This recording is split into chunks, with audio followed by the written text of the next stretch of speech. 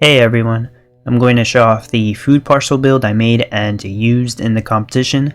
This is using various NFTs I own in the game to make this build as efficient as possible. If you want a non-NFT version of this build, check out one of my videos where I showcase my non-NFT food parcel build, which I'll leave a link to in the description. The competition started on September 6th, 2022 and ended 4 days later on September 10th. The meta for the competition was food parcels. This was an NFT reward competition where the prize was a gifted baker effect card for the top 4,500 ranking players who met all the eligibility requirements. So what I am showing here is a recording I took 5 hours before the competition ended. I got an excellent spot with 2 rivers and 2 oceans. It was kind of overkill because I really only needed 1 river and 1 ocean for this to work, but nevertheless it was helpful. On average, this build did 9 food parcel per hour. It shows 9.5 per hour at the time I recorded this, but it does seem to vary, and I would always constantly be micromanaging the town. And what I mean by micromanaging is I would store 100 lumber on my legendary lumber storage, then turn off my lumber mill, so that way more wood would get stored in the lumber yard for strawberry production, and when I ran out of lumber I would turn it back on.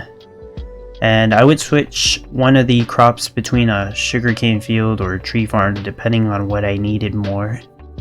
This build wasn't perfect by any means, but I kept tweaking it as much as I could to produce as fast as possible. I ended in 198th place, just barely in the top 200, so I should be getting that sweet ancient gifted baker effect card. Not the most useful effect card, I admit, but hey, I'll gladly take it and use it. And you know, I initially thought I wouldn't even get to the top 200 because the first 5 hours of the competition I was just thinking how I'm going to make this build work. I didn't have the NFT version of this build ready, so I was on Cool Whip's visualizer tool trying to come up with a layout for hours until I pretty much made this out of it.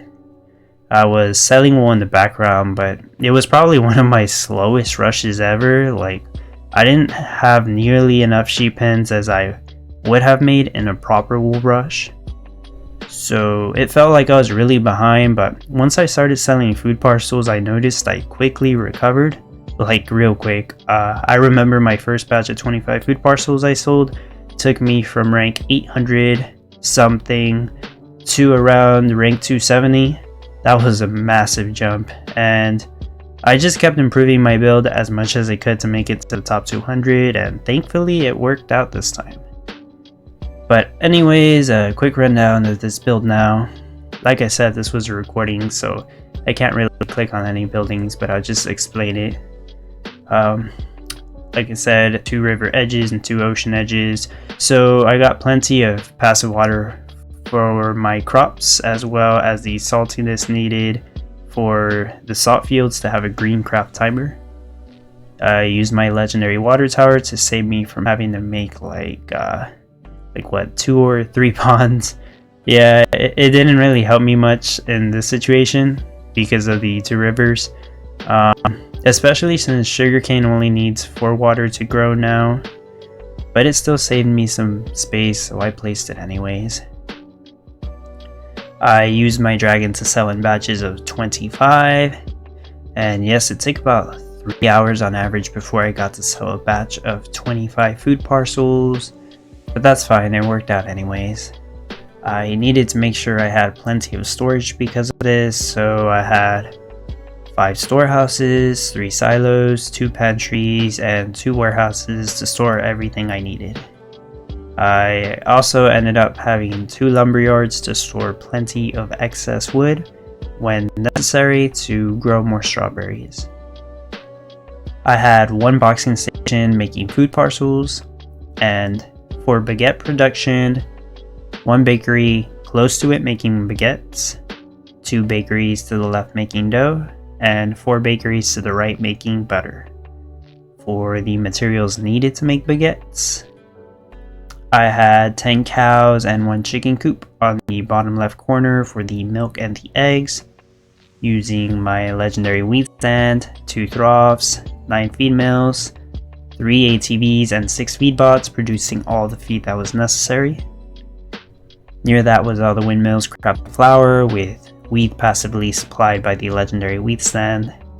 There's 13 windmills crafting flour, 12 with red timers, and 1 with a green timer. In the center was 12 windmills crafting sugar, all red timers. I alternated between 4 or 5 sugarcane fields depending on the situation. And to the right I had 15 windmills crafting salt, 14 with red timers, and 1 with a green timer. I had 10 salt fields, all green timers. For the general workers, I ended with 19 loggers, 8 tractors, and 3 ATVs as I mentioned before.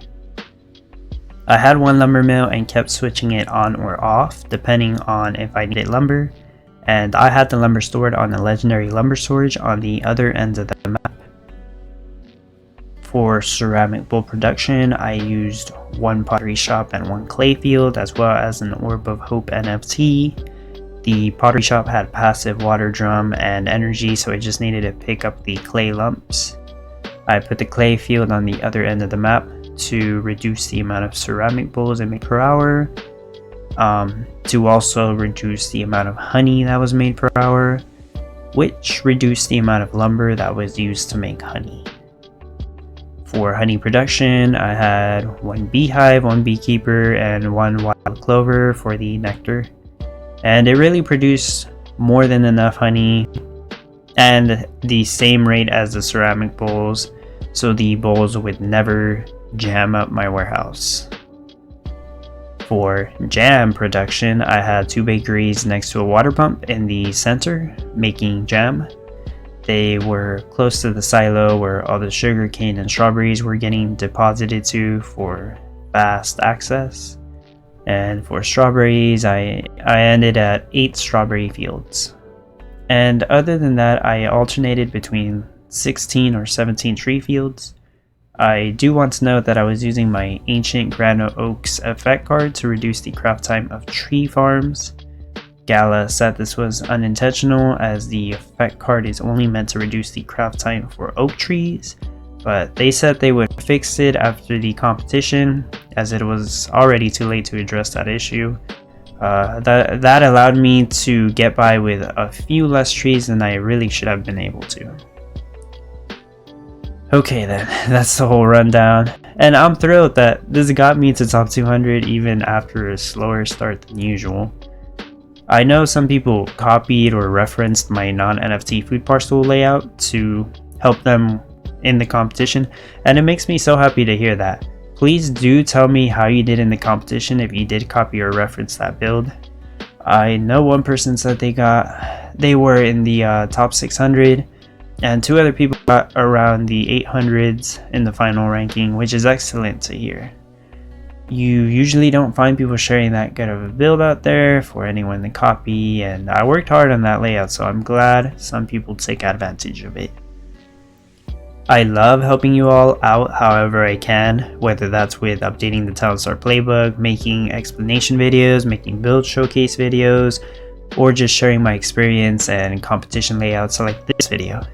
I hope you enjoy it and find it very informative and helpful. That being said, it does take time to do these things, so I may not always get around to finishing a build or a guide before a competition goes live, so please keep that in mind, but I will try my very best.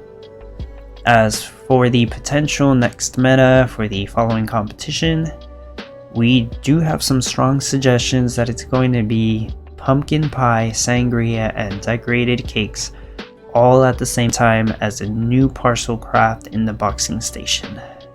Now, this isn't confirmed, but there are hints in game that point to that, as if you zoom into the boxing station you will find an interesting parcel with these items. And if that's the case, oh gosh, That's going to be the most insane meta in Town Starts to date. Well, I would appreciate it if you could like this video, and please do leave a comment on how the competition went for you, or anything else in that regard. And if you haven't subscribed, well then you might miss out on all my secret tips and tricks for future competitions. So please consider subscribing. I appreciate all your support. Thank you for watching.